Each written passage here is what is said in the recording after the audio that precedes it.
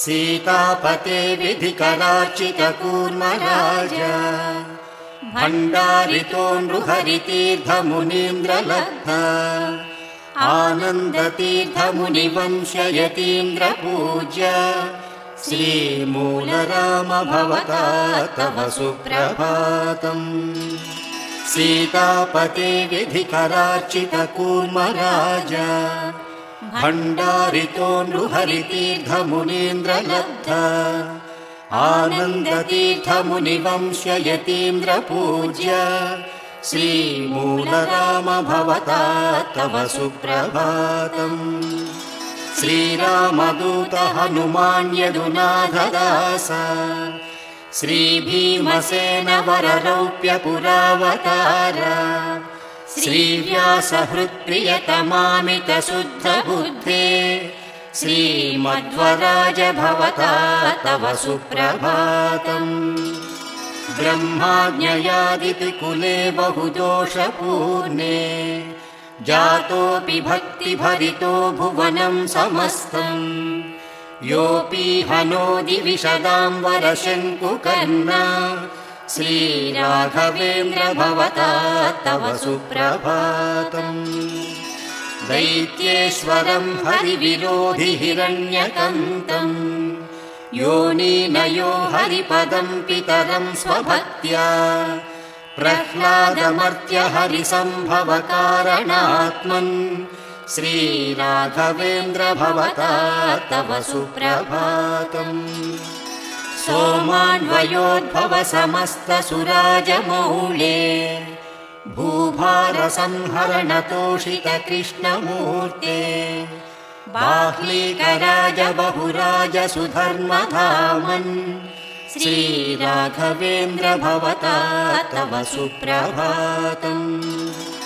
श्रीकृष्णदेव नृपतिः सकलं स्वराज्यम् यस्मै स्वमप्यमलयार्पयदात्मभक्त्या श्रीव्यासराज विदुषां वरदिव्यमूर्ते श्रीराघवेन्द्र भवता तव सुप्रभातम्। श्रीमूलरामपदपङ्कजलोलभृङ्ग श्रीपूर्णबोधमतरम्यसुधाब्धिचन्द्र श्रीगौतमान्वयविभासक भव्यसूर्य श्रीराघवेन्द्र भवता तव सुप्रभातम्।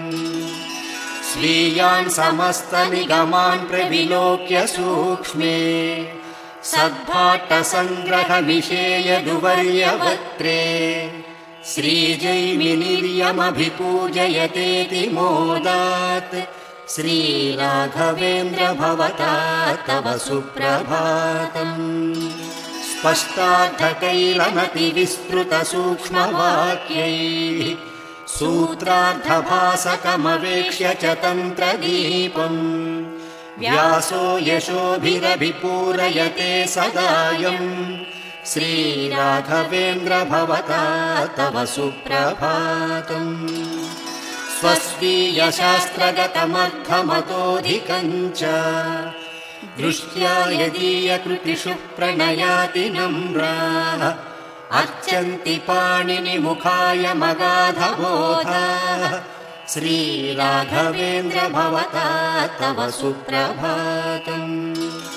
रम्या सुधा परिमलोल्लसिता चकासे सच्चन्द्रिकापि शुशुभे विलसत्प्रकाशा टीकाश्चले सुरमितैः स्फुटभावदीपैः श्रीराघवेन्द्र भवता तव सुप्रभातम्।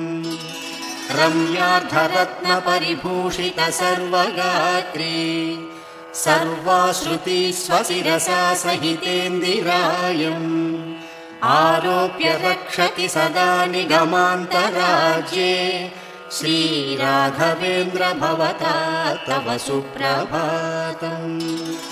श्रीवेङ्कटार्यवरतिम्मणगोपिकाम्बा दम्पत्यनुत्तमतपः फलवैणिकाग्र्या दारिद्र्यदुःखभयभञ्जन पुण्यमूर्ते श्रीराघवेन्द्र भवता तव सुप्रभातम्। आनन्दतीर्थ जयतीर्थ कवीन्द्रतीर्थाः श्रीरामचन्द्र विभुदेन्द्र जयेन्द्र तीर्थाः आशीषतं प्रददतः स्पृहयन्ति तस्मै श्रीराघवेन्द्र भवता तव सुप्रभातम्। वादीन्द्रतीर्थ सुमतीन्द्र मुखास्तुवन्ति कर्मन्दिनो गुरुगुणस्तवनैरुदारैः त्वां पश्यताननुगृहाण दयार्द्रदृष्ट्या श्रीराघवेन्द्र भवता तव सुप्रभातम्। गार्हस्थ्यमुत्तममयाचितलब्धवृत्त्या कष्टेन योनिरवहोह्वधुनाश्रितान् स्वान् सर्वेष्टलाभपरिपुष्टतनून् करोषि श्रीराघवेन्द्र भवता तव सुप्रभातम्। श्रीमत्सुधीन्द्रवरयोगि सरस्वतीभ्याम् सम्प्रेरितो यतिवरद्भूर्बहुनाश्रमेण मन्त्रान् जपस्यनुदिनं जगतीं पुनासि श्रीराघवेन्द्र भवता तव सुप्रभातम्। गङ्गादिपुण्यसरितः प्रणयाति बद्धाः सद्रत्नहेमजलकुम्भशतैरिदानीं त्वां स्नापयन्ति विधिवत्यजयोगनिद्रां श्रीराघवेन्द्र भवता तव सुप्रभातम्। मन्दारपुष्पदधिकुङ्कुममुख्यवस्तु प्रत्यर्घमङ्गलकरं वनितामुनीनां नीराजनं विदधतेऽद्यसुरत्नदीपैः श्रीराघवेन्द्र भवता तव सुप्रभातम्। एते च कश्यपमुखामुनयः श्रुतिस्रैः आशीर्वचोभिरधुनाशिषमर्पयन्ति लब्ध्वा श्लिषं वरमधार्धिजनाय दद्याः श्रीराघवेन्द्र भवता तव सुप्रभातम्। एते नृपाधनचयं बहुवाहनस्थम् आनीय दर्शनकृते बहिरावसन्ति तान् पालयाद्य कृपया निरपेक्षयोगीन् श्रीराघवेन्द्र भवता तव सुप्रभातम्। येषा समस्तजनता पररात्रकाले सीतार्थितापि दधती वसनं जलार्द्रम् त्वां सेवतेध परिपूरय तत्तदिष्टम् श्रीराघवेन्द्र भवता तव सुप्रभातम्। श्रीमूलराम जय दिग्विजयाख्य रामान् वैकुण्ठवासमधपूजयितुं समेहि सर्वेऽप्यमी विधिकरा विहितात्मकृत्याः श्रीराघवेन्द्र भवता तव सुप्रभातम्। धन्या इमे तव गुणस्तवनैरसङ्ख्यैः कण्ठोद्गतैर्दश दिशामशुभं हरन्ति शृण्वन्ति देवसुजनानतकन्धरेण श्रीराघवेन्द्र भवता तव सुप्रभातम्। छात्रा इमे परिमलादिनिबन्धपाठ्या भागावलोकनकृतः पठनाय सज्जाः उत्तिष्ठ पाठय सुधा मधुरारवेण श्रीराघवेन्द्र भवता तव सुप्रभातम्। शास्त्रेषु पूर्णदिशना अपि पण्डितास्ते द्वारासते स्वबहु संशययापनाय उत्तिष्ठ छिन्दि हृदयस्थितसंशयांस्तान् श्रीराघवेन्द्र भवता तव सुप्रभातम्। मन्त्रालये सुरुचिरे वरतुङ्गभद्रा तीरङ्गते सकलदैवतसन्निधाने बृन्दावने निवसते गुरवेऽर्पितोऽहम् श्रीराघवेन्द्र भवता तव सुप्रभातम् सन्तान सम्पदति शुद्ध विरक्ति भक्ति विज्ञानमुक्तिमुख सर्वफलप्रदातः वाग्देह सौष्ठवकराति पवित्रमूर्ते श्रीराघवेन्द्र भवता तव सुप्रभातम् चिन्तामणिः सुरतरुः सुरधेनुपूर्वा भक्तेष्टदानकुशले त्वयि नम्र नम्रा स्वीये पदे समभिषिच्य समर्चयन्ति श्रीराघवेन्द्र भवता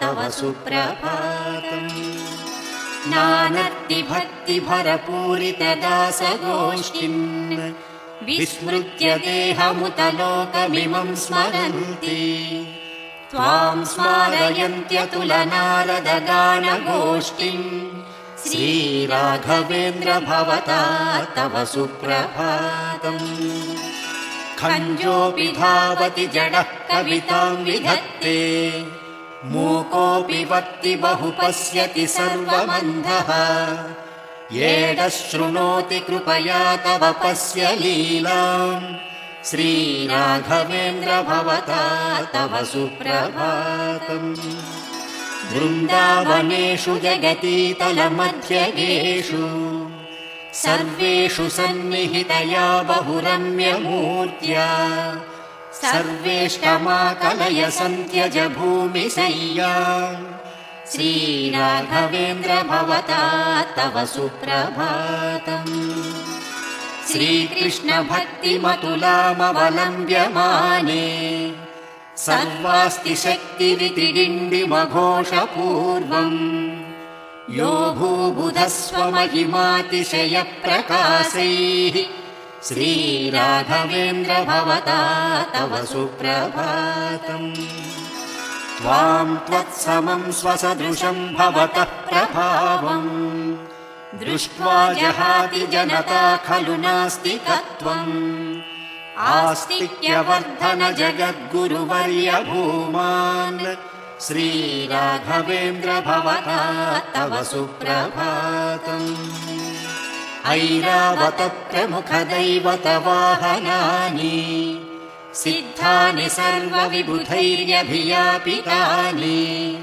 तेषु स्थितो महिगतो दिश भक्तकामान् श्रीराघवेन्द्र भवता तव सुप्रभातम् एतेति भक्तिभरिताः सुजयेन्द्र तीर्था बृन्दावनोद्भव समाकृशते महेऽस्मिन् अञ्चन्ति हेमकवचेन गुरो समेहि श्रीराघवेन्द्र भवता तव सुप्रभातम् श्रीराघवेन्द्र भवता तव सुप्रभातम् तत्सुप्रभातपठनस्य सुखं प्रभातम् भूयात् त्वदीयकृपया मम सुप्रभातम् त्वत्सुप्रभातकवनस्य च सुप्रभातम् श्रीराघवेन्द्र भवता तव सुप्रभातम् तत्सुप्रभातपठनस्य सुखं प्रभातम् भूयात् त्वदीयकृपया मम सुप्रभातम् त्वत्सुप्रभातकवनस्य च सुप्रभातम् यो नो धृतः पापकूपा लक्ष्मीनारायणाभिधः अञ्जाम्यहमुपाध्यायः सुप्रभातेन तं गुरुम्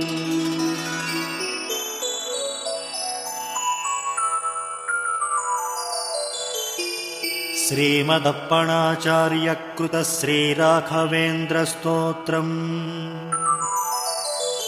श्रीपूर्णबोधगुरुतीर्थपयोधिपारा कामारिमाक्षविषमाक्षशिरस्पृशन्ति पूर्वोत्तरामिततरङ्गचरत्सु हंसा देवाळिसेवितपराङ्घ्रिपयोजलग्ना जीवेशभेदगुणपूर्तिजगत्सु सत्त्वा नीचोच्चभावमुखनक्रगणैः समेता दुर्वाद्यजापतिगिलैर्गुरुराघवेन्द्रा वाग्देवता सरिदमुं विमलीकरोतु।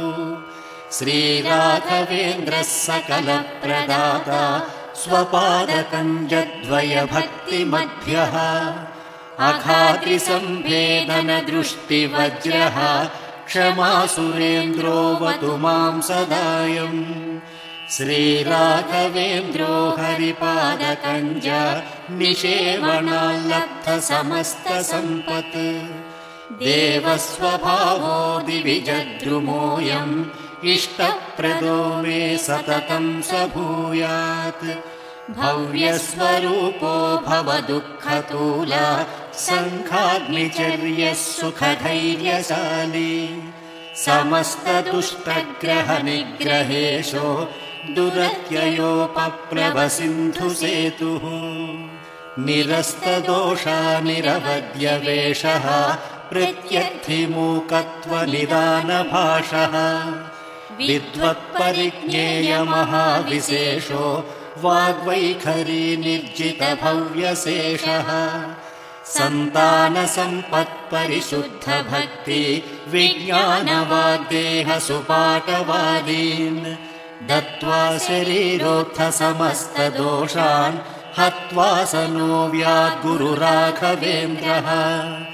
यत्पादोदकसञ्चयः सुरनदीमुख्यापगासादिता सङ्ख्यानुत्तमपुण्यसङ्घविलसत्प्रख्यातपुण्यावहः दुष्टापत्रयनाशनो भुवि महावन्ध्यासुपुत्रप्रदो व्यङ्गस्वङ्गसमृद्धिदो ग्रहमहापापावहस्तं श्रये।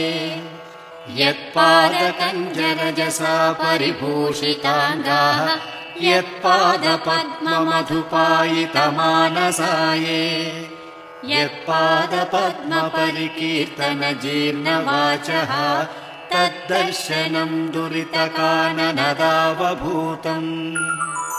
सर्वतन्त्रस्वतन्त्रोऽसौ श्रीमध्वमतवर्धनः विजयीन्द्रकराब्जोत्थ सुधीन्द्रवरपुत्रकः श्रीराघवेन्द्रो यतिराट् गुरुर्मे स्याद्भयापहः ज्ञानभक्तिसुपुत्रायुः यशस्वी पुण्यवर्धनः प्रतिवादिजयस्वान्त भेदचिह्नादरो गुरुः सर्वविद्याप्रवीणोऽन्यो श्रीराघवेन्द्रान्न विद्यते अपरोक्षीकृतः श्रीशः समुपेक्षितभावजः अपेक्षितप्रदातान्यो श्रीराघवेन्द्रान्न विद्यते दयादाक्षिण्यवैराग्य वाक्पाटवमुखाङ्कितः शापानुग्रहशक्तोऽन्यो श्रीराघवेन्द्रान्न विद्यते अज्ञानविस्मृतिभ्रान्ति संशयापस्मृतिक्षयाः तन्द्राकम्पवचः कौन्ध्य मुखा ये चेन्द्रियोद्भवाः दोषास्ते नाशमायान्ति राघवेन्द्रप्रसादतः श्रीराघवेन्द्राय नमः इत्यष्टाक्षरमन्त्रतः जपिताद्भावितान् नित्यम् इष्टार्थ्यास्युर्न संशयः हन्तु नः कायजान् दोषान् आत्मात्मीयसमुद्भवान् सर्वानपि पुमर्थांश्च ददातु गुरुरात्मवित्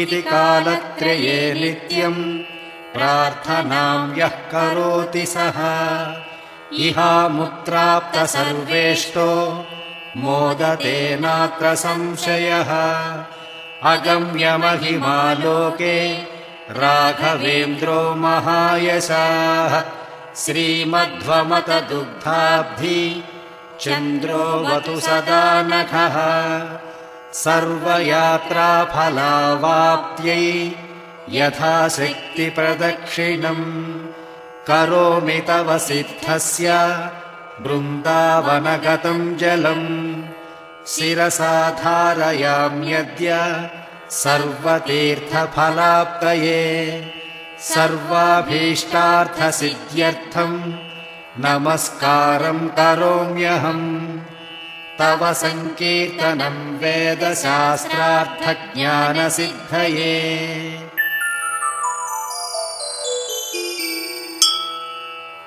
संसारे क्षयसागरे प्रकृतितो गाधे सदा दुस्तरे सर्वावद्य जलग्रहैरनुपमैः कामादिभङ्गाकुले